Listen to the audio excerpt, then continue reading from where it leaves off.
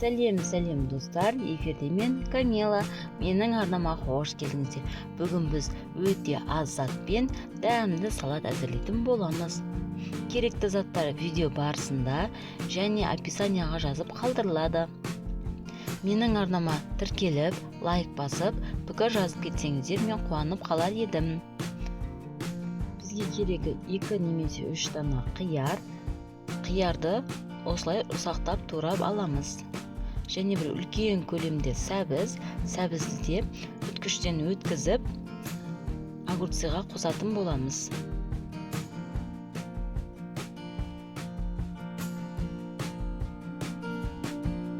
Сосын бізге 2 дана көк және қызыл болгар бұрышы қажет. Салаттың дәмін және сәнін келтіріп тұрады. Бұл болгар бұрышында өте ұсақтап турап шығамыз. Видеодағыдай қайталасаңыздар, салаттарыңыз әдемі болып шығады.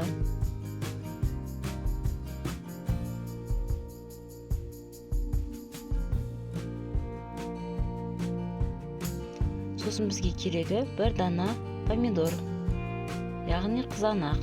Ортасындағы жұмсақ жерін алып тастаймыз да, тек сыртын жұқалап турайтын боламыз.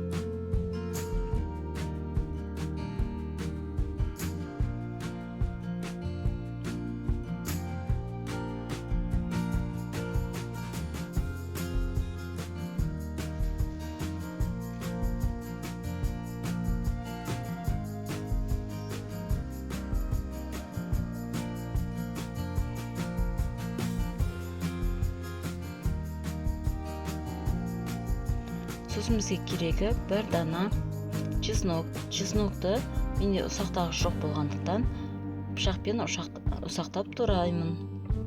Бұны да салатымызға салып, тұзымызды, бұрышымызды араластырамыз.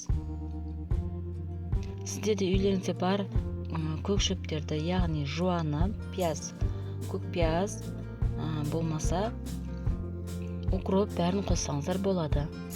Аз ғана мөлшерде бұрыш салдым, және чимчим болған жағдайда чимчим салыңыздар. Болмаса паприканың 1 қасығын, шайнек ложкамен 1 қасық және қызып тұрған майды құю керек. Майыңыз міндетті түрде қызып тұрған болу қажет. Және жақсылап араластырамыз, дәмі кіріп, өте дәмді болады. Менде үйде укроп болған соң укропты ғана қостым. Сіздер укропты да көк пиязды да қоссаңыздар әдемі шығады.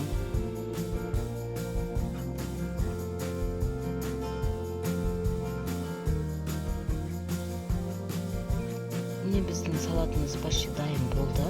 Жақсылап араластырып, дастарханымызға ұсынсақ болады. Бұл салатта палаумен, макарон қорған кезде жесеңіздер, өте дәмді салат болып шығады.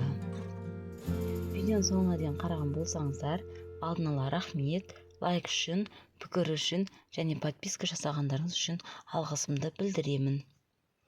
Қоңырауша батырмасын басып қойсаңыздар, мен әр видео салған сайын сіздерге барып тұратын болады. Сондықтан қоңырауша батырмасын басып қойды ұмытпаңыздар.